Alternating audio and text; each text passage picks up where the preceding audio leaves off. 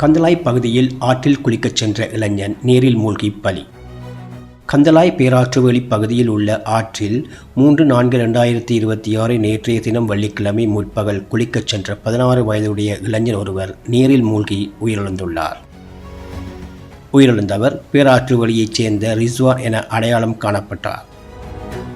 இவர் கந்தளாய் பேராற்று வெளி முஸ்லிம் மகா வித்தியாலயத்தில் கல்வி கற்று இம்முறை ஓயல் பரீட்சையை எழுதியிருந்தவர் என்பது குறிப்பிடத்தக்கது.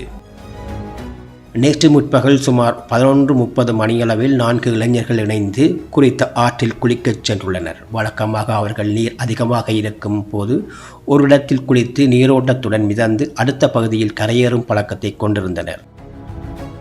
சம்பவ தினத்தன்றும் அதேபோல் குளித்தபோது ரிஸ்வான் அடுத்த இடத்துக்கு சென்று விட்டார் என எண்ணிய நண்பர்கள் அவரது உடைகளை எடுத்துக்கொண்டு வீட்டுக்கு சென்றுள்ளனர்.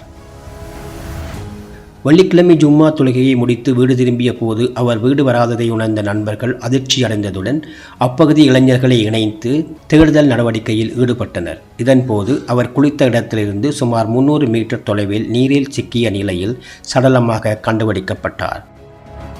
தகவல் வழங்கப்பட்டதைத் தொடர்ந்து கந்தளாய் போலீசார் சடலத்தை மீட்டு கந்தளாய் தள வைத்தியசாலையில் பிரேத அறையில் வைத்துள்ளனர்.